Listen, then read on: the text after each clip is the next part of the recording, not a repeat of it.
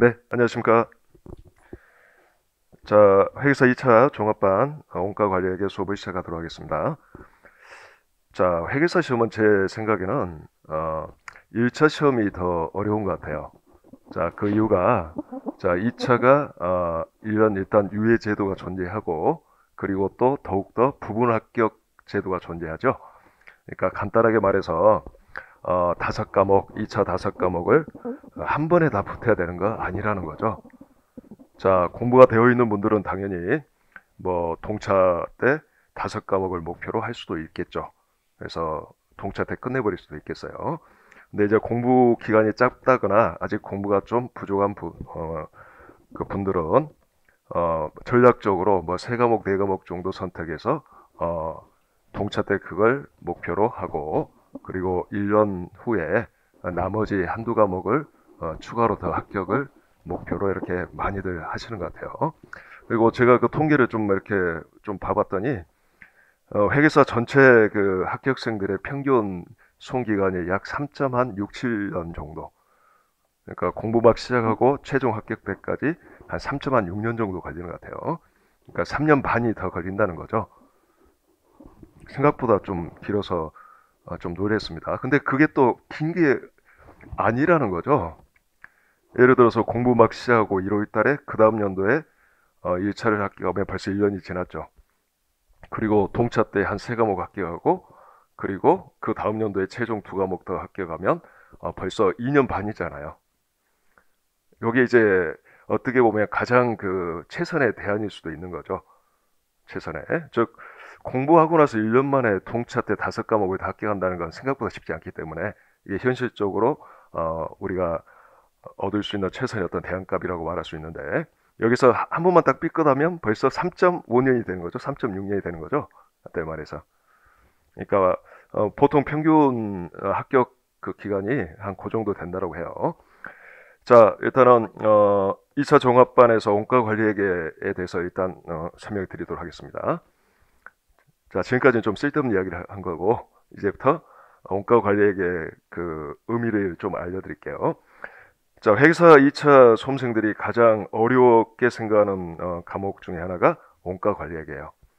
어떻게 보면 가장 어렵다라고 생각할 수도 있습니다. 자, 그 이유가 여러 가지가 있는데, 자, 첫 번째 제가 생각하는 이유는, 자, 올해 시험 전까지는 원가 관리회계 1차 문제가 되게 어렵게 나왔어요. 최근 수년 동안. 고작 10문제인데 시험 문제가 어렵다 보니까 공부를 좀 했냐 안 했냐에 따라서 이게 변별력이 없게 되죠. 자, 그러면 어떻게 많은 수험생들이 어떤 선택을 했겠습니까? 당연히 원가 관리회계를 제끼고 재무회계와 정부회계 주력에서 일단 1차 합격을 목표로 많이 삼았겠죠. 뭐, 자, 원가 관리회계가 거의 공부가 안 되어 있는 상황에서 2차를 이제 대비하는 거죠. 자, 그러면 그 짧은 기간 동안 2차 원가 관리회계를 공부할 수 있느냐? 거의 불가능에 가까워요. 그러면 이제 대부분 그냥 원가 관리회계 포기하고 유예 때 합격을 목표로 그냥 넘어가겠죠. 자, 이런 분들도 꽤 있는 것 같고. 자, 근데 이제는 원가 관리회계가 올해부터서는 좀 1차가 되게 또 쉽게 나왔단 말이에요. 즉, 최근 기조를 말씀드리면 앞으로는 쉬워질 거다. 앞으로 원가 관리회계가 1차건 2차건 난이도가 좀 떨어질 거다. 이렇게 제가 자신있게 말씀드릴 수 있어요. 자, 여러 가지 이유가 있는데 일단은 회계사 시험에서 원가 관리회계는 어렵게 출제를 할 필요가 없는 과목이기도 합니다. 현실적으로. 자, 근데 왜 이제까지 어렵게 나왔냐? 이걸 좀 쉽게 냈더니 또 이게 변별력이 없어요. 너무나 잘 맞추는 거야. 그래서 합격성을 가려야 되기 때문에 어쩔 수 없이 좀 어렵게 낼 수밖에 없죠.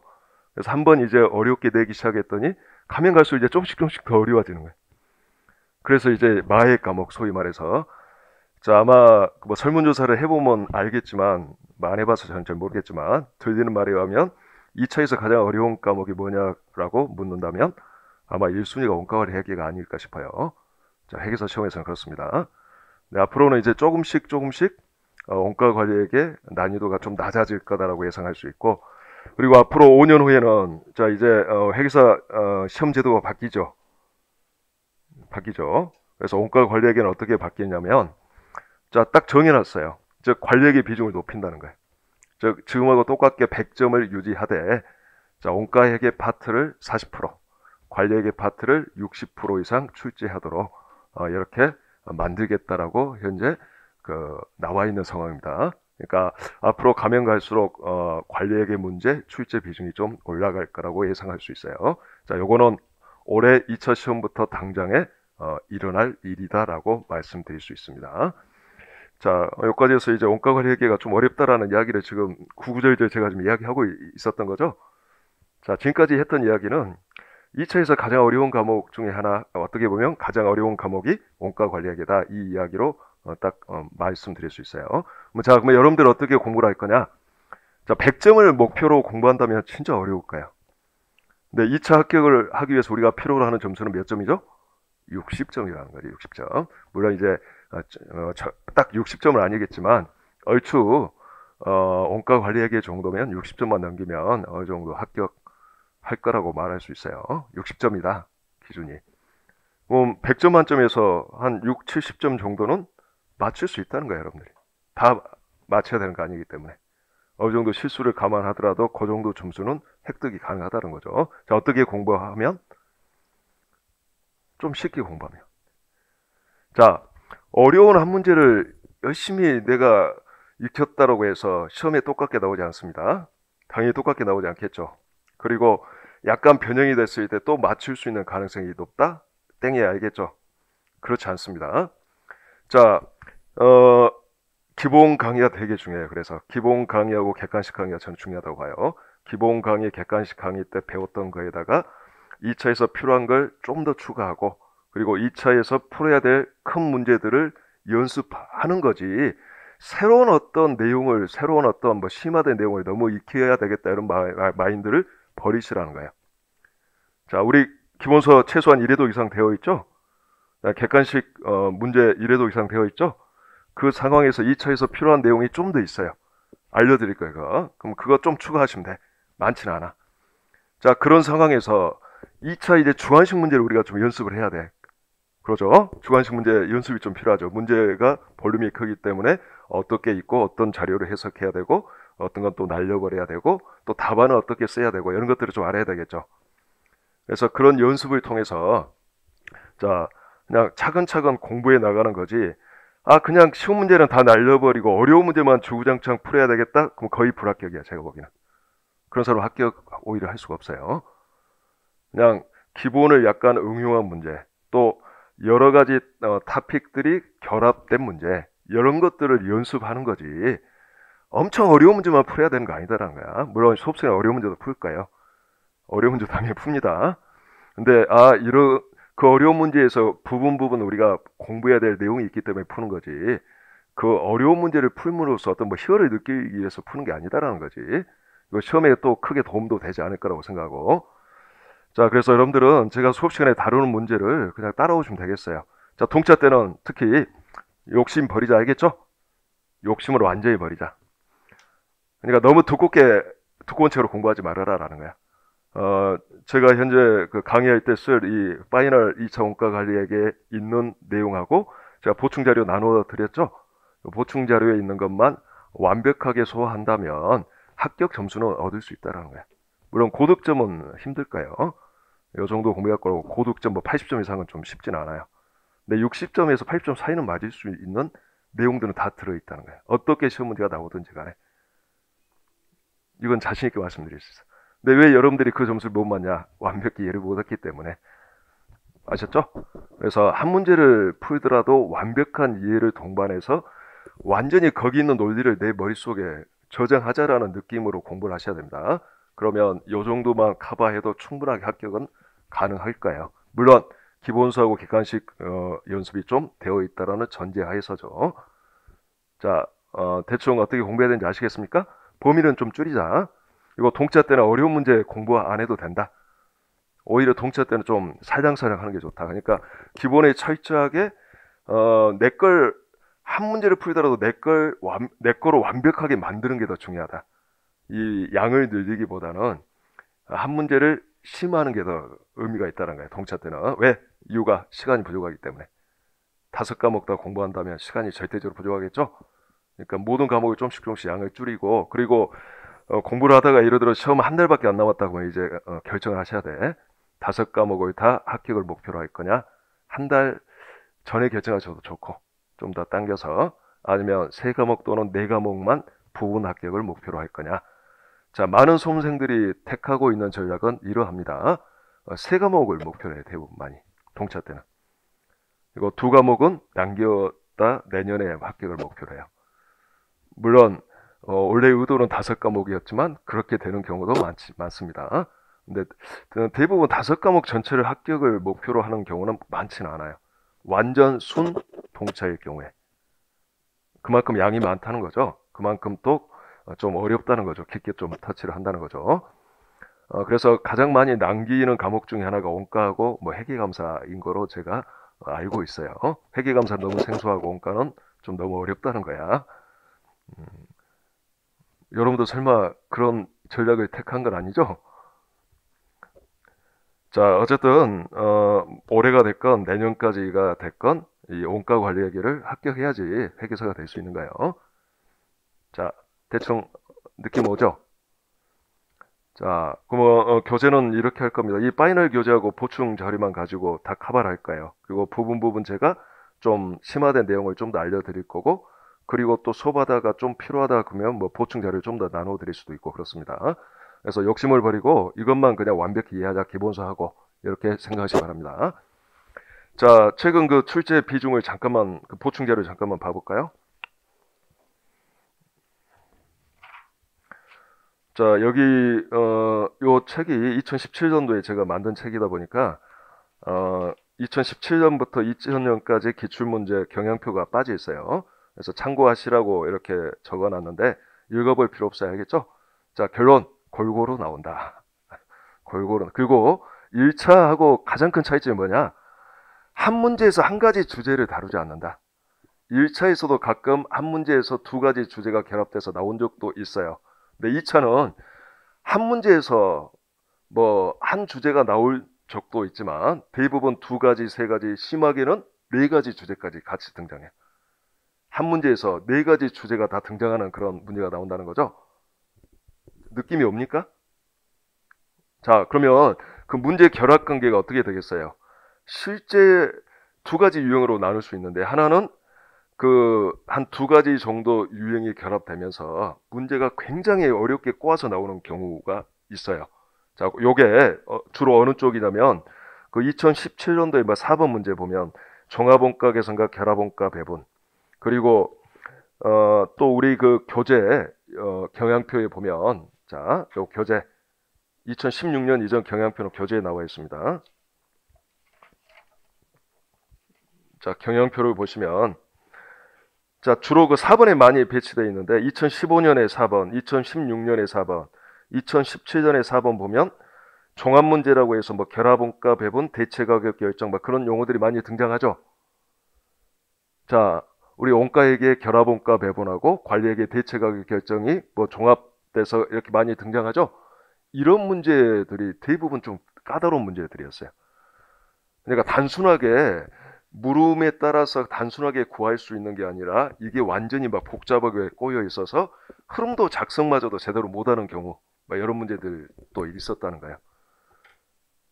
자, 이렇게 완전히 심화돼서 결합할 수도 있고, 뭐 여러 문제는 고득점 맞을 수가 없어요. 여러분들 입장에서는.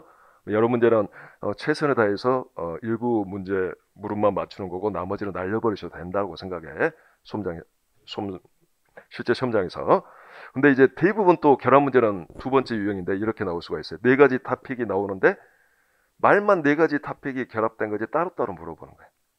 그냥 물음 1은 뭐 예를 들어 결합원가 배분이고 물음 2는 예를 들어 뭐 어떤 뭐 현금 회선이고 갑자기. 근데 따로따로 어떤 자료가 좀 더 주어져서 그냥 우리가 쉽게 말해서 객관식 문제 푸는 것과 똑같은 느낌.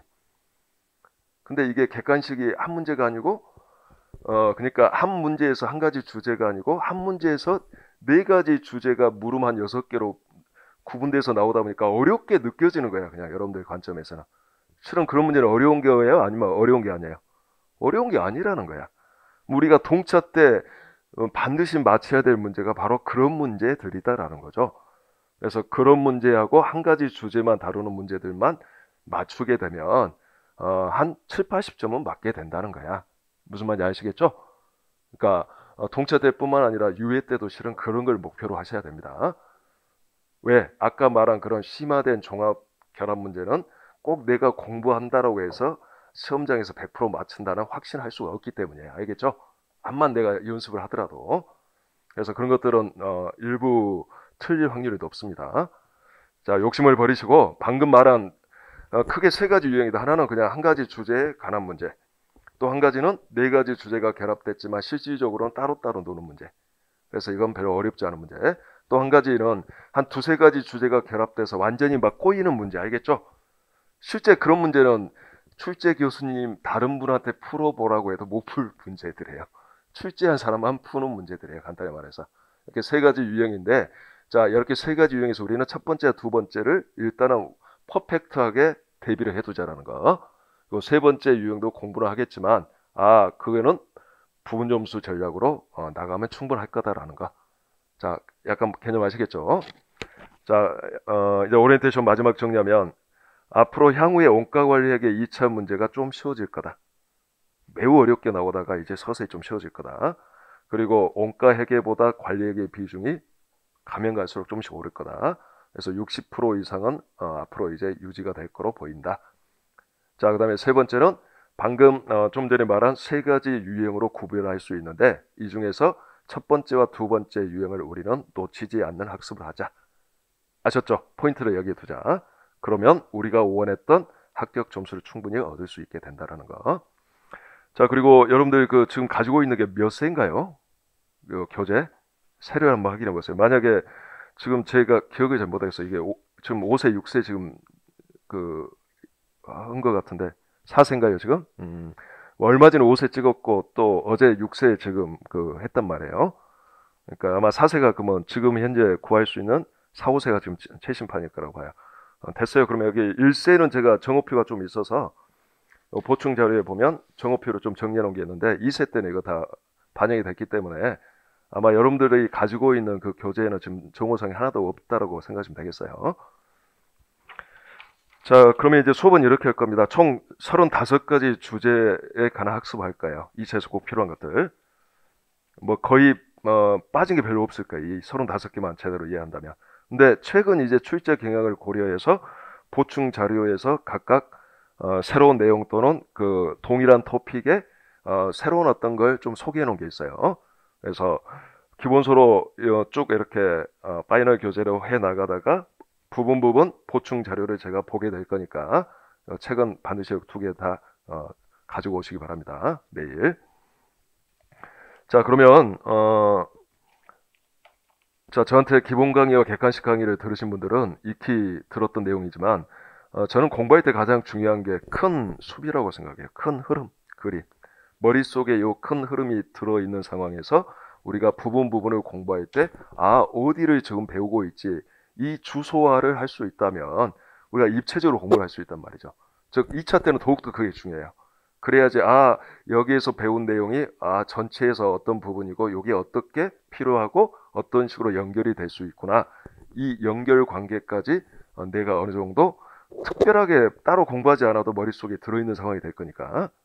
그래서 자, 제일 처음에 공부하기 전에 원가 관리액의 개관을 다시 한번 언급드리겠어요. 지금 여기 계신 분들은 저한테 기본 강의 들었으니까 이거 되게 알고 있다고 생각합니다. 자, 눈을 감으시고 같이 생각하시면 되겠어요. 자, 원가 관리액에는 크게 원가회계와 이제 출제 비중이 약 40% 이하로 예상이 되는 원가회계와 그다음에 관리액의 60% 이상으로 예상이 되는 관리액으로 구별할 수 있다.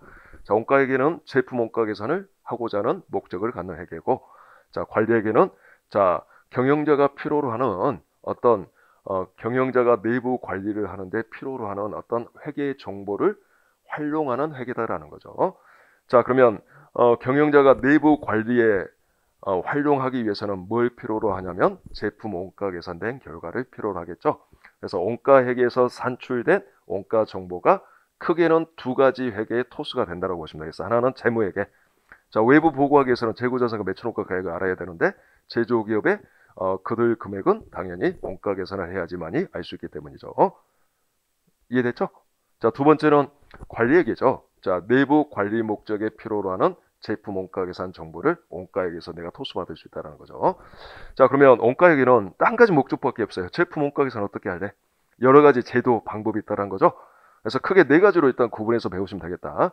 하나는 원가 배분을 정교하게 할 거냐 대충 할 거냐. 조업도 하나만 가지고 대충 할래? 조업도란 게 뭐죠?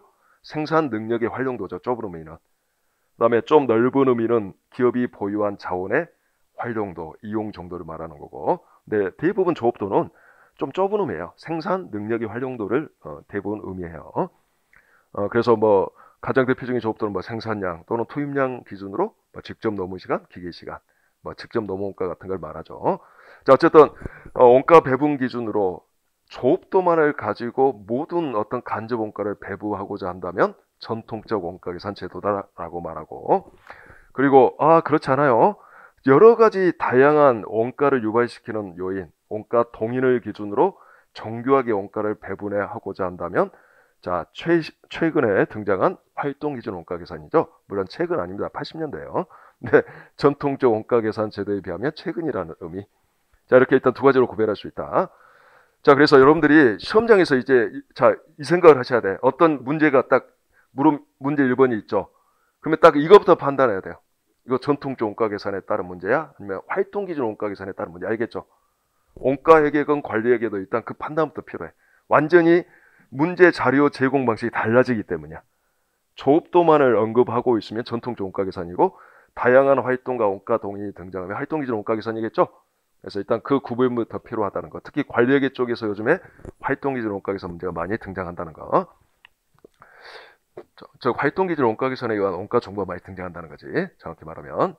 자, 그다음에 이제 두 번째 원가 계산 제도의 분류는, 자, 제품 원가를 어떤 식으로 집계 할래? 자, 개별 작업별로 따로따로 집계하면 개별 원가 계산. 제조 공정별로 합해서 공정별로 그냥 집계하면 종합 원가 계산이라고 말을 하죠.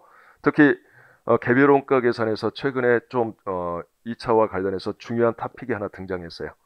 자, 요거를 보충 자료에서 제가 또 소개하고 있어요. 별도로. 바로 제조 간접 원가, 자, 이중 배분율법이라는 게 필요해요, 여러분들. 그래서 그건 좀 공부를 하는 게 좋을 것 같은데, 제 느낌상. 그래서 그건 좀 이따 소개해 드릴 거고. 그다음에 개별 원가 계산은 대부분 별로 안 중요해, 2차에서. 뭐 종합 원가 계산은 매우 중요해, 알겠죠? 근데 아쉽게도 그 종합 원가 계산이 최근에 요 기출 빈도가 높아. 2020년도에도 두 문제 가까이 나왔었고, 2019년도에도 한 문제 나오고, 2018년도에도 거의 두 문제가 나오고, 뭐 이렇게 2017년도에도 한 문제가 또 종합원가 계산과 관련된 문제고, 이러다 보니까 매번 나온다는 거죠. 종합원가 계산은 그러면 올해는 나올까 안 나올까? 거의 종합원가 계산 너무 많이 이제 출제가 됐어, 실은. 그래서 올해는 한 번 정도 쉬어갈 수도 있겠지만, 실은 원가 회계에서 종합원가 계산을 빼놓고는 좀 문제 내기가 좀 애매한 게 있어, 실은. 100점을 구성하기 위해서는 그 중에 필연적으로 한 10점에서 한 2, 30점은 종합원가 계산과 연관된 문제가 나올 수밖에 없어요, 구조가. 그러니까 종합원가 계산은 2차에 필수다. 이렇게 나오든 안 나오든 필수다. 어쨌든 종합원가 계산 자체가 나올 수도 있고, 거기에서 필요한 개념이 다른 문제에서 이용되어질 수도 있기 때문에, 자, 이렇게 알아두면 되겠어요. 자, 그 다음에 이제 세 번째 원가 분류는 제품 원가를 측정하는 방법에 따라 사후에 실제 원가로 측정하면 실제 원가 계산, 사전에 제조 간접 원가 예정 배부율을 정해놓고, 자, 제조 간접 원가를 예정 배부하면 정상 원가 계산. 이렇게 말할 수 있습니다. 정상 원가 계산 문제 잘 알아두세요. 알겠죠? 예전에는 거의 시험에 잘 등장하지 않았던 이 정상 원가 계산이 2010년 이후에 매우 중요해졌어.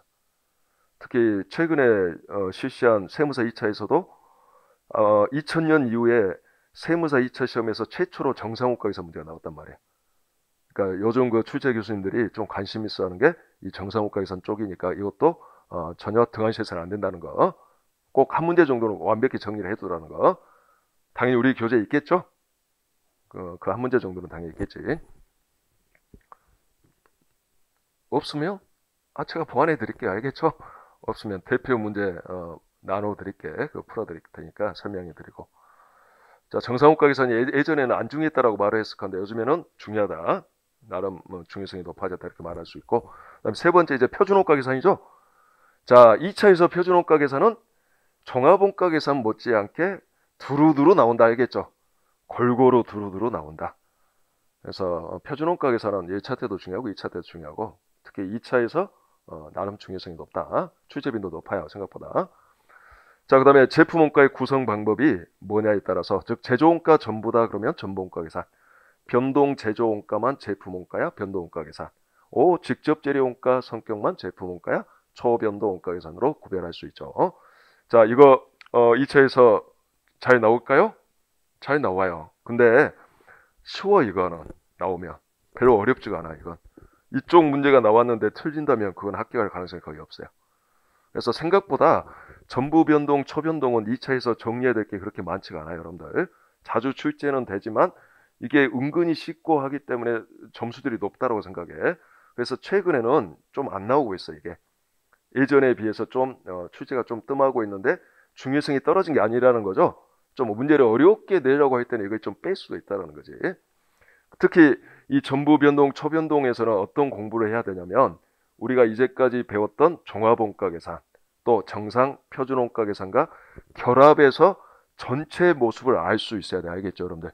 이런 거죠. 그러니까 종합원가 계산 방식이고 집계는 측정은 표준원가 계산 방식이고 그다음에 구성은 뭐 변동원가 계산 방식 이렇게 결합할 수 있어야 된다는 거야. 가능하겠죠, 여러분들? 자, 그런 결합 관계를 우리 토픽에서 정리해 놓은 게 있으니까 그거는 우리가 이쪽 부분에서 공부하도록 합시다. 제가 알려준 내용 잘 따라오시면 되겠어요. 그리고 기본 강의 때 웬만큼 설명했어요, 실은. 여러분들 제가 그 기본 강의 할 때 1차 위주로만 설명한 게 아니에요. 2차도 상당 부분 커버할 수 있게끔 다 알려드렸단 말이야. 좀 깊게 알려드렸단 말이야, 억지로. 그래서 한 번 딱 공부함으로 인해서 어느 정도 2차 토대까지 좀 마련해 두다라는 취지로. 그러니까 기본 강의 때 잘 들으신 분들은 2차도 좀 더 수월하게 할 거라고 생각합니다. 자, 여기까지 해서 이제 원가회계 개강이 끝났죠. 그러면 이제 관리회계 개강 보도록 합시다. 자, 관리회계는 이제 경영자 관점에서 또는 중간 관리자 관점에서 크게 내부 관리는 세 가지 측면에서 일단 관심 있는 분야가 있다는 거. 첫 번째가 자, 플랜 두 C라고 말을 하는 계획과 통제죠. 자, 경영자 입장에서는 계획을 세우고 실행에 옮기고 그다음에 실행 결과와 당초 계획을 뭔가 사후 평가하는 그런 과정이 필요하겠죠. 자, 이걸 우리가 계획과 통제라고 말을 한다는 거지. 자, 계획은 플랜이고 통제는 자, 2와 C를 의미하는 거예요. 자, 계획대로 일을 잘 수행할 수 있도록 노력하고 자, 사후 평가를 한 다음에 피드백까지 제공하는 걸 통제라고 말을 합니다. 자, 그러면 플랜 두 C와 관련된 이론은 뭐가 있냐면 일단 플랜 계획이잖아. 자, 계획은 크게 일단 두 가지가 관심 있어요. 하나는 자, 영업 활동을 전제로 단기 영업 이익에 관한 계획을 수립하고자 하는데 도움이 되는 이론이 예전부터 존재해 왔었다는 거야.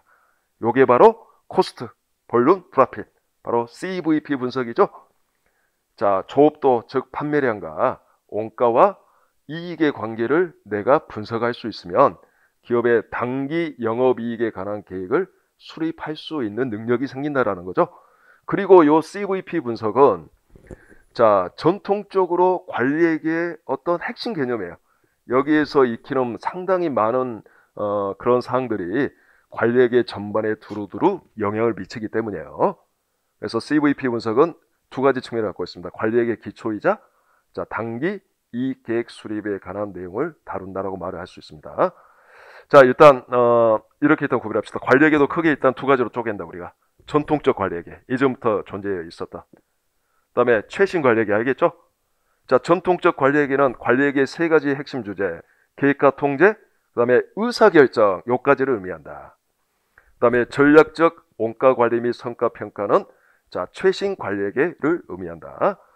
자, 회계사 2차에서는 최신 관리에게도 출제 비중이 꽤 됩니다. 근데 최근에는 예전에 비해서 그래도 조금 떨어진 상황이에요. 오히려 요거는 2010년 이전에 좀 많이 나왔었어요. 이쪽에서 2010년 초반까지. 근데 그 이후에는 조금 비중이 좀 떨어지고 있지만 어쨌든 여전히 한 문제 정도는 나올 수 있는 토픽이다. 이렇게 말할 수 있어요. 일단 관리에게 전통적 관리에게 최신 관리에게 구별했죠? 일단 그렇게 머릿속에 딱딱 주소화 시켜놔야 돼요. 여러분들 공부를 편하게 하기 위해서.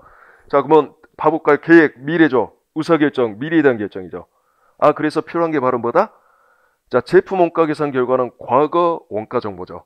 이 과거 원가 정보를 그대로 미래에 적용할 수는 없는 거잖아. 그래서 뭐가 필요하다? 과거 원가를 토대로 미래 원가를 추정해서 이용할 필요가 있겠죠? 그래서 원가 회계에서 관리 회계로 건너가기 전에 중간에 원가 추정장이 등장하죠. 자, 그럼 원가 추정은 시험에 2차에서 나올까요? 안 나올까요?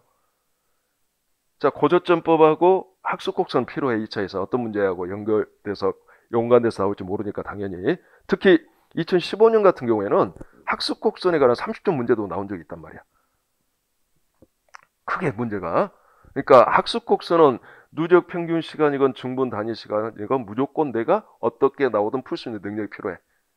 그리고 고저점법은 당연히 이것저것 결합해서 고저점법에 의한 원가 추정을 한 다음에 그걸 기본 자료로 해서 해답을 구해야 되는 경우가 종종 있으니까 당연히 알아야 되는 거고. 무슨 말인지 알겠죠? 나머지 건 다 날려버려야 돼, 2차 때는. 자, 이렇게 여러분들 생각하시면 되겠어. 오히려 2차를 마음 편하게 준비해야 돼. 우리가 기본 강의 때 이 정도 배웠었죠. 예를 들어. 그러면 객관식 때는 이거 다 필요 없었잖아요. 그래서 한 객관식 때는 예를 들어 요 정도는 날려버리고 요 왼쪽 정도만 우리가 공부해도 1차는 충분히 대비가 된다는 거지. 그럼 이제 2차는 어떻게 공부를 하는 거냐면 이렇게 한다고 생각하시면 되겠어. 대부분 이 기본 강의 때 공부했던 거에서 끝나는데 가끔 이렇게 약간만 이렇게 좀 추가가 필요해. 많지가 않아 이게. 그리고 또 더욱 중요한 게 기본 강의에서 공부했던 것 중에 상당 부분을 날려버려도 된다는 거야. 이거 그냥 날려버려도 돼. 2차 때 필요가 없어 이거. 이건 2차 때 필요 없는 것도 많단 말이야. 어떤 기본적인 내용을 이해하기 위해서 뭐 어떤 막 구주구주 이렇게 써놓은 것도 있고 하기 때문에 그런 것들을 오히려 도려내고 나면 오히려 2차 때 정확하게 알아야 될 거, 정리해야 될 내용은 오히려 더 적어요. 제가 보기에는. 훨씬 더 적어. 1차 공부할 때보다. 근데 왜 어렵냐? 일단은 이거 정리를 제대로 못했고 그 다음에 일단 문제가 일단 볼륨이 크다 보니까 일단은 이 눈이 갑자기 핑글핑글거리기 때문에 어렵게 느껴지는 거야. 근데 실질적으로는 기본 강의 때 공부했던 것보다 양이 더 줄어든다라고 생각하셔야 돼. 2차 공부를. 뭔 말인지 알겠죠? 왜?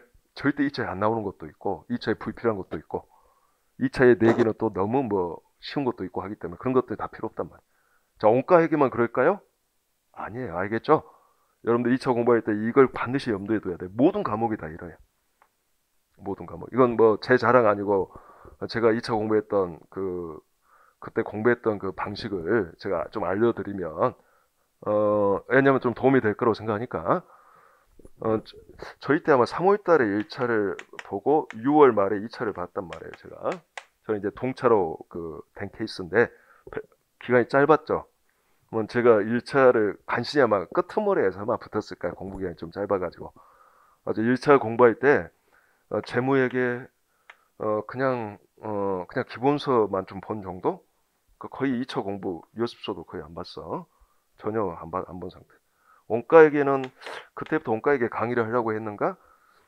기본 강의하고 기본서 보고 좀 문제 보니까 별로 어렵지 않았던 것 같아요. 그래서 원가회계는 연습만 좀 하면 될 것 같다는 그런 생각이 좀 들었던 것 같고 재무관리 그냥 1차 그냥 간단한 요약서 정도 본 거지 뭐 전혀 공부 안 돼 있었어. 기본서도 1회독도 안 돼 있었어.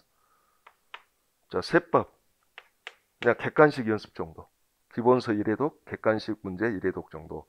전혀 뭐 세무회계 이런 건 아예 보지도 않았고 근데 그 1월 달에 학교에서 세무회계 특강을 제가 한번 들은 적은 있어. 그냥 듣기만 했어. 혹시 몰라서 어떤 건가 한번 보자 하고. 그다음에 회계감사, 감사책 처음 샀죠. 뭐 이런 과목이 있었나 처음 알았어. 이 상태에서 시작했답니다. 아마 여러분들보다 더 열악한 상태일 거야. 아주 기간 얼마 안 남았죠. 한 120일, 한 110일 정도밖에 안 남았던 것 같아요. 기억에. 이때부터 이제 시작을 했어요. 포기하지 않고. 마음은 포기하고 싶은 생각도 있었지만 왜? 1년 후에 또 봐도 되니까. 근데 그때는 부분 합격이 없었기 때문에 5과목을 올해 붙고 내년에도 5과목을 다 붙어야 되는 거야. 하나라도 떨어지면 하나라도 꽈락이 난다거나 뭐 평균이 부족하면 안 되는 거야 이거. 부분 합격이 없었으니까. 그래서 어떻게 했냐? 정상적으로 죄송합니다. 갑자기. 자, 정상적으로 공부해서는 이 기간 안에 도저히 못 볼 것 같다는 거예요. 그래서 제가 잘 아는 방식, 압축이죠. 그러니까 압축이라는 게 제일 처음에 뭐 아는 것도 없는데 압축하면 되겠어, 안 되겠어, 이게? 아는 것도 없는데 압축하면 떨어지는 거지, 이거. 그러니까 어느 정도 기간까지는 이렇게 공부를 해야 돼, 이렇게. 근데 이걸 한없이 느리면 절대 합격을 못 해. 무조건 기간에 맞춰서 그 공부 양을 정하고, 남들이 이만큼 하지만 나는 이만큼만 제대로 알고, 시험장에 들어가는 거지. 제대로 아는 게 중요하니까. 그래서 적당한 때 저는 굉장히 압축을 했던 것 같아요. 이 2차 공부도 마찬가지로. 그래서 어떻게 되면, 재무회계, 원가회계는 다행스럽게 1차 공부하기 전에 제가 서브노트를 만들어 둔 게 있어요. 1차 때도 그 기본수 이래도 가고 서브노트 위주로만 제가 공부를 했단 말이야. 아주 그거 그냥 그 서브노트만 봤어. 이것도 그냥 서브만 보고 2차 문제 연습을 했죠. 뭐 남들은 2차 그 연습서를 예를 들어 처음부터까지 통으로 다 풀었을 거 아니야. 1번부터 뭐 500번까지 예를 들어. 저는 그렇게 바보 같은 짓 안 했어. 그 뭐 좋은 문제들 놔둬라. 뭐 그 족보라고 하죠. 족보를 수집해서 딱 중요한 그 봐야 될 문제만 선별해서 그것만 계속 봤는데 그것도 이렇게 공부를 했어요. 2차 연습지에다 풀었어. 안 보고. 채점을 하고 자, 내가 요 문제 자신 있으면 나는 그냥 굿이라고 하고 다음부터 이거 안 봤단 말이야. 한 번 보고 안 봤어. 왜 내가 한 번에 풀었는데 몇 달 후에 못 풀어? 오히려 더 잘 풀겠지. 실력이 더 늘어있으니까. 그런 생각으로 안 봤어, 이거. 그리고 이제, M, 또는 퍼펙트, 굿, 이렇게 표시하기도 했으니까, 퍼펙트는 아예 날리고, 굿, 요거는 그냥, 내가 풀기 풀었는데 약간 좀 찝찝해. 요 문제가 좀 변형이 되면 좀 내가 좀 틀릴 가능성도 있어. 이런 건 또 한두 번 더 풀어봐야 되잖아. 그래서 이런 건 뭐 굿굿굿 이렇게 나올 때까지 또는 엠엠엠 이렇게 나올 때까지 풀었단 말이야. 그리고 이제 어떤 문제는 문제를 봤는데 갑자기 잠이 막 쏟아져. 이해가 안 돼. 배드죠, 배드. 내 입장에서는. 이런 건 뭐 어떤 문제를 한 10번도 풀고 어떤 건 한 5번도 풀고 뭐 그래서 어쨌든 굿굿이 나올 때까지 풀었어. 뭐 한 문제를 계속 10번 푸는 게 아니라 일정 시간 텀을 두고 이렇게 풀었다는 거죠. 이런 식으로 해서 이렇게 줄이는 작업을 계속 했단 말이에요. 그러니까 모든 문제를 10회독 한 건 아니고 어떤 건 1회독에서 끝나고 또 어떤 건 한 10번 푼 문제도 있고 막 그러겠죠. 그러면서 이걸 또 모아놨어요. 버리지 않고. 빨간색으로 제가 표시해 놓은 거. 틀린 부분 내가 또 놓쳤던 걸 막 표시해 놓고. 뭔 말인지 알겠죠? 이렇게 준비를 미리미리 해놨어. 이 과정에서. 그리고 재무관리 기본서 빨리 1회독하고 그 연습서 그 연습책 사가지고 또 1회독하고 뭐 그리고 이것도 이런 식으로 이제 미리미리 작업해두고 그리고 세법 그 세무회계 문제 대표 문제 많이도 안 풀었던 한 30문제 정도 추려가지고 그것만 완벽하게 이해를. 근데 완벽한 이해, 그 30문제를 통해서 다 끝내버리겠다는 생각으로 법인세 뭐 한 20문제, 뭐 소득세, 법인세 이렇게 부가세 이렇게 해가지고 한 30문제만 완벽하게. 그다음에 이론 좀 정리해두고. 근데 대부분 뭐 이론이 한 10점, 20점밖에 안 나오고 대부분 푸는 문제였으니까 푸는 거하고 회계감사는 뭐 그냥 제가 설명하면 안 되고 뭐 알아서 하는 거고. 회계감사는 어떻게 했냐면 남들이 그 당시에 많이 보는 책을 저도 사가지고 일회독을 했어요. 이만한 두꺼운 책을. 근데 딱 책을 딱 일회독 끝나는 순간 아무것도 모르고 딱 덮었는데 갑자기 내가 뭐 공부했지? 아무 생각이 없어. 어떤 흐름이 없어 머리에 하나도. 일회독을 했는데 정독으로. 제 일회독은 아마 여러분들 일회독과 다를까. 저는 완전히 정독이거든. 이게 2회독, 3회독 하는 책이 거의 없어. 그냥 일회독이야 대부분. 그리고 이제 압축이야 그냥. 근데 모르겠는 거야. 거의 처음으로 당황했어. 도저히 안 되겠길래 학교 서점에 갔죠. 그랬더니 남들이 전혀 안 보는 그 당시 우리 학교 그 총장님이 쓴 얇은 회계감사 책이 있더라고요. 활자체도 크고 문장도 좀 쉬워요 보니까. 그래서 그걸 샀어요 그냥. 그걸 또 일회독했어. 그거 일회독하니까 그나마 좀 이게 좀 체계가 좀 잡히더라고. 그래서 딱 그렇게 한 번씩 일회독하고 뭐 했냐면 하루 딱 날 잡아서 아침 8시부터 밤 11시까지 서브노트를 만들었어. 두 권을 배경으로. 하루에다 그 만들었어. 진짜 하루에. 나중에는 뭐 이 손이 너무 글씨를 많이 써가지고 나만 보면 되니까 막 글씨는 막막으로 해서 하루에 만들고 책은 던져버렸어. 그냥 장식용으로 꽂아놓고 나는 이 서브노트하고 그다음에 뭐 준칙책 요 두 권만 가지고 승부를 보겠다 이렇게 결정하고 남들이 어떻게 공부하든 신경 안 쓰고 나는 그렇게 했던 것 같아. 아주 그걸 몇 회독 했는지 모르겠어 솔직히. 뭐 아마 10회독 이상 했겠지. 내가 쓴 책이니까 빨리빨리 눈에 들어오잖아. 이거 내가 어느 정도 이해해야지 쓰는 거니까, 그럼. 자, 그런 식으로 어쨌든 준비해가지고,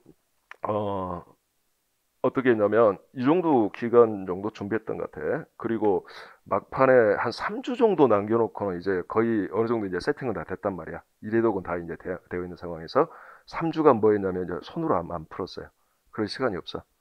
이 많은 양을 언제 손으로 한 문제를 푸는데 1시간, 2시간씩 걸리는데 통짜 때는 도저히 그게 안 돼. 그래서 어떻게 했냐? 아까 내가 이거 문제지 쌓아뒀다 그랬죠. 내가 풀었던 거. 그다음에 책에다 표시해놨다 그랬죠. 봐야 될까 안 봐야 될까. 그때부터는 이제 완전히 눈으로 이제 다독. 이제 스피드 알겠죠? 완전 정독에서 이제 완전 다독. 하루에 남들 1시간에 한 문제 풀 때 저는 눈으로 10문제 이상을 확인했다는 거지. 내가 풀었던 문제들이잖아. 외우는 게 아니라 그냥 확인이야. 내가 리마인드를 계속 하는 거야. 혹시 내가 놓치면 안 되니까. 왜? 완벽한 이해가 되어 있는 상황은 아니니까 이 당시에도. 제가 해보니까 한 과목을 완벽하게 이해하기 위해서는 5년 공부해야 돼. 그 한 과목만. 자, 원가 관리 얘기를 강의해보니까 알겠더라고. 내가 그 최초 5년간은 100% 완벽히 이해하고 강의한 게 아니더라고. 한 5년 정도 지나니까 완벽히 이해가 되는 거야. 이제 책을 안 봐도 강의가 할 정도, 그 정도 완벽한 이해. 근데 여러분들 생각해보세요. 과목이 5개잖아. 이거 완벽히 이해해서 하나도 안 외우고 학교 가려면 고박이고 25년 걸리잖아. 불가능해. 1년, 2년 공부해서 어떻게 완벽한 이해를 하냐고. 근데 하고 외울 수는 없어. 이게 외운 다음에 머리 터져버려. 그러니까 이제 자꾸 확인하는 거야. 알겠죠? 이게 어느 정도 대충 이해가 되어 있는, 상당히 대충이 아니라 상당히 그래도 이해가 되어 있는 상황에서 완벽하지는 않지만 계속 확인해 나가는 거야. 그럼 확인의 가장 큰 방법은 자꾸 그 주기가 짧아야 될 거 아니야. 확인 주기가. 그러죠? 그러면 결국 눈으로 보는 게 필요하단 말이에요. 막판에는. 눈으로 계속 확인하세요. 다독이 필요해. 다독. 내가 그 막판 한 2, 3주에 그 해야 될 양을 정해놔. 그 전에는 그 정해놓은 작업을 하는 거고 딱 정해져 있으면 그때부터 이제 확인을 계속 해나가는. 그래서 남들 이래도 갈 때 나는 한 10회도 한 효과를 얻는 거지. 자, 이렇게 해서 제가 이제 시험장에 들어갔잖아. 생각보다 2차 점수가 우리 학교에서 제가 가장 좋았어. 이건 팩트야. 그래서 우리 그 주변에 갔던 친구들이 되게 놀랬다고. 이 새끼 어쨌든 2차 점수가 가장 높게 나왔어요. 그래서 생각보다 점수가 잘 나왔어. 그리고 시험장에서 그렇게 못 풀 문제가 별로 없었던 것 같아요. 제 기억에. 이 정도 해도 된단 말이에요. 근데 이제 지금은 이제 예전보다 그래도 좀 문제가 어렵게도 나오고 하니까 이 정도 하면 고득점은 쉽지는 않겠지만 합격 점수를 충분하게 나온다고 생각하죠. 자, 제가 알려드린 방법이 좀 도움이 될 것 같아요, 여러분들. 사람마다 공부하는 방식은 다릅니다. 근데 동차는 기간이 매우 짧다는 걸 항상 염두에 둬야 돼요. 이걸 어떻게 그 기간을 어떻게 활용할 거냐 이거의 싸움이란 말이야. 차분하게 이렇게 뭐 카바투 카바로 뭐 2회독 3회독 할 시간 없어요. 거의 그냥 1회독 하고 이런 방식으로 하지 않으면 이거 다독을 할 수가 없어. 자, 책이 얼마나 두꺼운지 알죠? 요즘에 2차 연습서 보면 책 이만큼 하죠. 한 권만 넣었고 다녀도 어깨 아플 것 같아. 근데 한 과목이 아니잖아 이거. 항상 그걸 염두에 두시고 효율성을 좀 추구하면서 공부하시기 바랍니다. 자기만의 방식을 개발하세요. 네, 저의 방식은 이러했다라고 그냥 참고 차원에서 알려드린 거고. 갑자기 어디로 튀었지? 자, 다시. 자, 관리에게 전통적 관리에게 최신 관리에게. 전통적 관리에게는 계획과 통계 의사결정. 그래서 자원가 추정이 필요하다. 그 이유까지 제가 설명했죠. 뭐 계획과 통제. 계획은 자 CVPV 분석, 단기 이익 계획 수립. 그 다음에 기업 전체를 대상으로 계획을 수립하는 게 있죠. 바로 종합예산이죠. 자, 2차에서 특히 종합예산 중에 현금예산에 관한 것은 한 물음 또는 물음 2개 정도로 이렇게 가끔 나오니까 잘 정리를 해둬야 돼. 그리고 원재료 구입 예산도 가끔 한 물음 정도 이렇게 필요하니까 또 정리를 해둬야 돼요. 그래서 종합 예산도 기본적인 것을 알고 있어야 돼요. 여러분들 알겠죠? 즉 제조 예산, 원재료 구입 예산 또는 현금 예산 이 연결고리 확실히 알아둬야 되고 또는 상품 구입 예산, 현금 예산 이 연결고리도 확실히 알고 있어야 됩니다. 그 정도 하면 되겠어요. 자, 이건 어쨌든 좀 가볍게 준비하시면 되겠고 그래서 자 계획 끝났어요. 자 두는 없고 실행 열심히 하면 되고 자 C가 바로 전통적 성과평가를 다루는 내용이죠. 그래서 이걸 우리가 책임 회계와 성과평가에서 다루죠. 뭐 전통적 책임회계 제도의 핵심 하도 하나만 딱 기억하자. 통제 가능성이다. 알겠죠? 자, 관리자가 통제 가능한 거에 대해서만 책임을 묻자. 이게 전통적인 성과평가에서 가장 중요한 용어야. 자, 제가 수업 시간에 이렇게 강조하는 것은 항상 머릿속에 담아둬야 돼. 왜? 서술형 문제가 가끔 출제가 되니까. 뭐 서술할 때 원가 배분은 항상 인과관계란 말을 항상 기억하고, 이 전통적인 성과평가는 항상 통제 가능성이라는 걸 항상 기억해야 돼. 쓸말 없으면 그 말을 넣어서 적당히 문장을 만드시면 돼. 2차 서술형 알겠죠? 2차 서술형은 원가 권역이랑 크게 대비할 필요가 없어요. 그냥 필요한 딱 핵심 키워드 딱딱 하나씩 기억하고 이빨을 푸시면 됩니다. 왜? 잘 안 읽어봐요. 아, 그리고 이거 잊어버리기 전에 이것부터 말씀드릴게요. 2차 채점 어떻게 이루어질까 요즘에는? 예전에는 부분 점수 줬어요. 과정도 봤어요, 예전에는. 그러니까 과정이 예전에는 필요했어. 어느 정도 보여줘야 돼, 과정을. 답이 틀리더라도. 요즘은 그렇게 하지 않아. 요즘은 2차 응시생 수가 늘어나다 보니까 이 채점 부담이 많아졌어, 교수님들이. 요즘엔 철저하게 답이 맞아야 되겠죠, 정답. 자, 예를 들어 문제 4번에 물음 1번이다. 그 다음에 물음 1번에 문제 4번에 전체 점수는 나오지만 물음 1번에 부분 점수는 얼마인지 안 나온단 말이야. 근데 교수님들이 정해놓은 게 있단 말이지. 아, 요거 예를 들어 3점이다. 교수님들이. 그러면 정답 맞고, 정답이 일단 뭐 위에 적어져 있냐 맨 아래 적어져 있냐 상관없어 이거.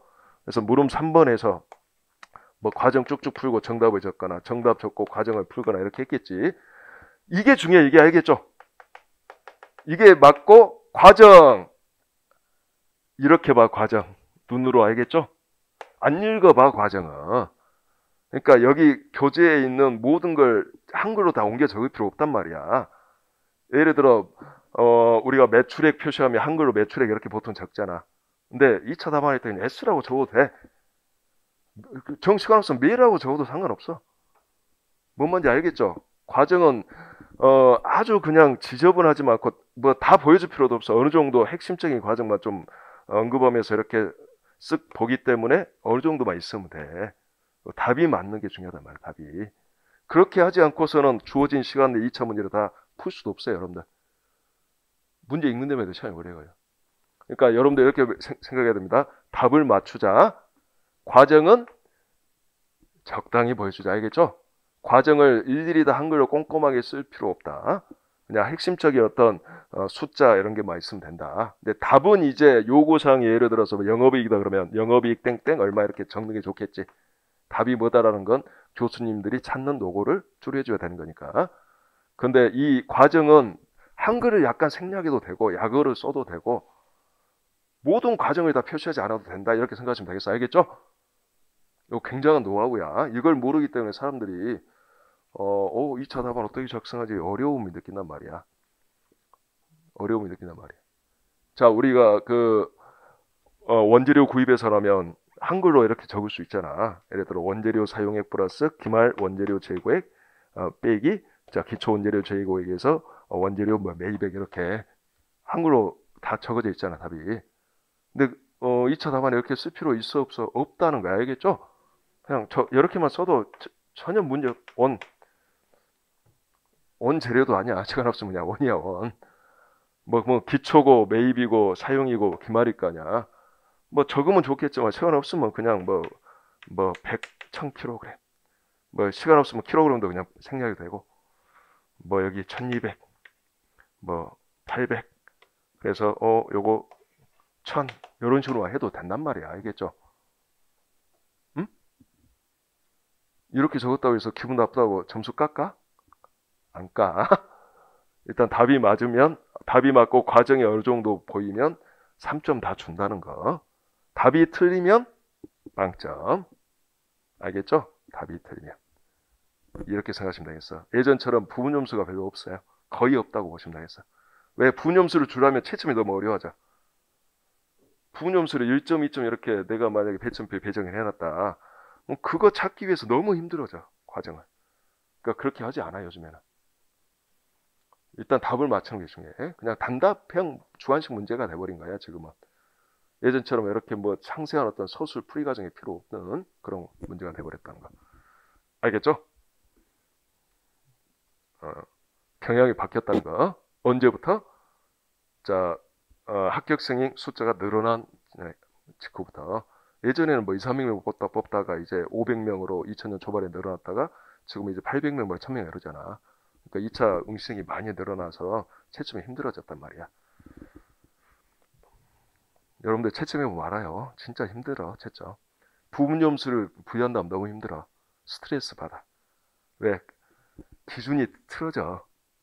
1점을 앞에서는 요 정도만 써도 1점 줬는데 뒤에서는 뭐 2점을 주고 있기도 하고 뭐 점수를 아예 안 주고 있기도 하고 이렇게 기준이 틀어져 버린단 말이야. 그러면 채점자도 스트레스를 받아. 이게 되게 중요한 시험이잖아. 자기가 대충 채점해서는 안 되는 시험이잖아. 근데 자기가 기준이 틀어졌다는 걸 느낀단 말이야.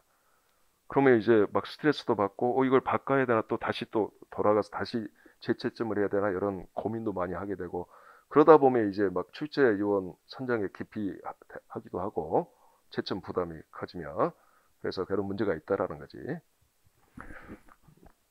자, 오늘은 어쨌든 1교시는 이렇게 좀 이 2차와 관련된 이렇게 종합적인 것들을 좀 전달해 드릴게요. 제 경험도 좀 알려드리고 답안 작성도 좀 언급하고 자, 그래서 이제 책임의기와 성과평가를 공부하고 자, 의사결정은 그게 확실성과 불확실성으로 구별하죠.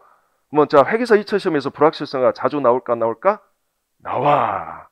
세무사 2차에서는 거의 안 나오지만 회계사 2차에서는 불확실성이 나름 꽤 출제가 된다는 거. EVSI 당연히 구할 수 있어야 돼. 알겠죠? 이거 뭐 기대 효용 기준 이런 것도 공부를 해야 돼. 기대 효용 기준에 의한 의사결정 이런 것도. 근데 쉽잖아 그런 거. 그래서 EVSI 정도만 이렇게 좀 구할 수 있으면 이쪽 문제 나오면 못 풀 문제는 없어요. 실은. 그래서 불확실성도 알아둬야 되고 자, 불확실성은 확률이 제시된 걸 말하죠. 확실성은 그런 거 없이 그냥 숫자가 정확히 주어진 거. 확실성은 또 단기냐 장기냐 또 구별할 수 있죠. 자, 단기 의사결정은 1년 이하를 고려 기간으로 삼기 때문에 화폐 시험 같이 고려할 필요 없잖아. 이거 자, 이때는 현금 흐름 그다음에 발생주의 영업이익 이익 둘 중에 발생주의 이익 기준으로 의사결정한다는 거지. 현금 흐름이 아니라. 그에 반해서 장기 의사결정, 즉 투자 의사결정이라고도 하고 자본 예산이라고도 하죠. 요거는 1년 이상 전체 기간을 고려해서 행하는 의사결정이죠. 그래서 뭐 설비를 취득할 거냐 말 거냐 이걸 의사결정하는 거지. 자, 그러면 결국 이 설비 취득 결과 그 결과가 기업 가치에 영향을 미치게 되겠죠. 그래서 이거는 이제 재무관리하고도 연관이 있단 말이야. 우리 원가관리에게는 자, 자본예산이라고 하면 실은 이걸 다루는 거지. 자, 내용연수가 1년 초과한 어떤 유형자산, 바로 설비나 기계를 취득할래 안 할래, 이 투자할래 안 할래, 이 의사결정을 다루는 건데 반해 재무관리는 좀 더 높게 봐. 그 결과 기업 가치가 어떻게 바뀌지? 요걸 다루는 거야. 그런데 똑같아. 뭐 수년제가치법, 내부수익률법, 회수기한법, 회계적인율법 다 똑같단 말이야. 자, 그래서 이렇게 말할 수 있어요. 원가관리에게 2차 시험 토픽 중에서 가장 안 나온 게 뭘까요? 자본예산, 알겠죠? 이건 거의 자주 안 나와. 나와봤자 이렇게 나와. 나와봤자 현금 흐름 요약하고 그 다음에 NPV 계산하는 물음 1개 정도. 이게 큰 문제로 등장한 건 제 기억에 2000년 이후에는 없다라 거의 없어요. 거의. 가장 큰 문제가 94년인가 한번 나왔었고 2000년 이후에 큰 문제는 없었던 것 같아. 물론 뭐 한두 개는 연관이 있었지만. 그러니까 이거는 여러분들이 또 딱히 공부하지 않아도 어디서 다 배운 거예요? 재무관리에서 다 배웠잖아. 그 재무관리 2차 과목이잖아. 또 재무관리에서는 이게 중요한 테마잖아. 그러니까 그쪽에서 배운 걸 이용해서 풀어도 오케이. 알겠죠? 그러니까 이쪽은 가장 출제 비중이 낮다 이렇게 말할 수 있어. 자, 자본에서는. 자, 그러면 이제 2차에서 출제 비중이 높은 게 또 뭘까? 자, 이제 계획과 통제했고 의사결정 했잖아요. 그러면 이 통제 바로 성과평가 관점과 의사결정 관점이 동시에 필요한 주제가 있어요. 바로 뭘까요? 대체 가격 결정이라는 거지. 자, 대체 가격 결정은 두 가지 관점이 다 필요해요. 먼저 자, 분권화된 사업부 경영자는 무슨 관점이 중요할까요? 자기가 대체할 거냐 안 할 거냐 이거 뭔가를 결정할 때 뭐가 중요할까? 자신의 성과를 극대화시키냐 대체함으로 인해서 그렇지 않느냐 하는 성과평가 관점에 관심이 있다는 거야. 무슨 말인지 알죠? 근데 기업 전체적으로는 자, 내부 대체하나 안 하나 기업 전체 이익은 절대값은 안 달라져. 안에서 움직이는 거니까. 그러니까 기업 전체 성과에 영향 안 미쳐. 대체 여부가. 쉽게 말해서 뭐 대체하냐 안 하냐에 따라서 기업 전체 성과가 크게 달라지지 않아. 이익값이. 그러죠. 그래? 무조건 거기에 끄덕끄덕하면 안 돼. 아, 기본이야, 기본. 자, 대체 가격 자체가 얼마로 결정이 되느냐, 요건 기업 전체 이익에 영향을 미치지 않아. 대체 가격 그 자체는.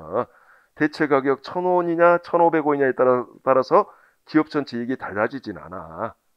뭐뭐 알죠? 그러니까 대체 가격 자체는 안 중요해, 결정은. 2,000원으로 결정하건 5,000원으로 결정하건 기업 전체 이익은 그대로니까, 안 움직이니까. 근데 대체 가격이 2,000원일 때와 5,000원일 때 각 사업부 경영자의 행동은 달라지겠죠. 대체를 주고받을 수도 있고 안 주고받을 수도 있잖아. 그 결과 대체를 주고받았을 때와 그렇지 않았을 때 기업 전체 이익은 또 영향을 받아버린다는 거야. 대체를 주고받았을 때 기업 전체 이익과 대체를 주고받지 않고 각각 외부 판매, 외부 구입했을 때 기업 전체 이익은 달라진 값이 된다는 거지. 그러니까 대체 가격 자체가 기업 전체 이익을 변화시키지는 않지만 각 사업부 경영자의 행동을 변화시켜서 결과적으로 기업 전체 이익이 달라짐에 영향을 미쳐버리니까 기업 전체 관점에서도 또 개별적으로 성과평가를 받는 분권화된 사업부 경영자 관점에서도 대체 가격 결정은 중요한 이슈다라는 거죠. 뭔 말인지 알겠죠? 그래서 이게 의사결정 관점, 기업 전체 관점이에요. 이건 대체할 거냐 안 할 거냐 이건 의사결정하는 거고 개별 분권화된 사업부 경영자 관점에서는 성과평가 관점이 더 중요한 거고 이 두 가지가 다 녹아들어 있단 말이야. 자, 그리고 왜 이게 2차에서 중요하냐? 자, 원가 계산 제도에서 종합 원가 계산의 확장판이라고 말할 수 있는 게 결합 원가 배분이죠. 연산품과 부산품의 원가 결정이잖아요. 바로 이 결합 원가 계산하고 대체 가격 결정이 두 개 테마가 결합된 문제가 총정 나온다는 거야. 아까 그 교재 보면 뭐 무려 4년간 계속 문제 4번에 거의 그런 문제가 나왔었잖아. 그러다 최근에 약간 좀 뜸해. 그럼 앞으로 안 나올 거냐? 또 나와. 알겠죠? 근데 예전처럼 아주 어렵게 안 나올 것 같아. 예전에는 진짜 이런 문제를 학생들이 풀라고 낸 문제야? 주어진 시간에 여러 문제들이 또 있었단 말이야. 문제 해석도 안 되는 문제도 있었어. 물론 짧은 시간에. 근데 이제 그 정도까지는 아니지만 이 대체 가격 결정하고 결합 원가 배분은 좀 결합해서 다루기가 좀 좋은 내용들이 있어요. 그래서 대체 가격 결정 중요하다라는 거 2차에서. 자, 그러면 이제 전략적 관리에게 원가 관리 및 성과 평가로 가면은 자, 첫 번째 이제 전략적 원가 관리 기법들이 존재하죠. 자, 이런 거죠. 원가 자체를 관리하는 거. 그다음에 품질을 관리하는 거, 시간을 관리하는 거. 또 이 세 가지 모든 게 다 녹아 들어가 있으면서 재고와 연관이 있는 거. 재고에 관한 관점에서 다룰 수 있는 거. 자, 어떤 것들이 있어요? 예를 들어서 제품 수명주기 원가 계산, 목표 원가 계산, 품질 원가 계산, 시간 원가 계산 또는 뭐 전통적 재고 관리도 좀 배우고 적시 재고 시스템 제약 이론 기억나죠? 그래서 이걸 제가 좀 흐름을 가지고 이 전략적 원가 관리를 정리할 건데 2차에서 특히 잘 나오는 테마가 몇 개 있어요. 4개 정도 있어.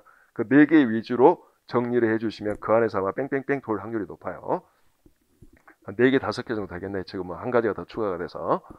자, 그 다음에 전략적 성과평가는 자, 균형 성과표 서술적 문제가 나올 만한데 잘 안 나오고 있어. 예, 이빨 문제 내기가 이게 쉽지가 않아. 근데 한 번 정도 나올 수 있는 유형이 있어. 그래서 요 토픽에 있으니까 그거 정리해 두시고 이빨 문제. 그리고 최근에 이제 영업이익의 전략적 분석이라는 게 이제 1차에서도 한번 등장했고 2차에서도 비슷하게 나왔단 말이야, 한번.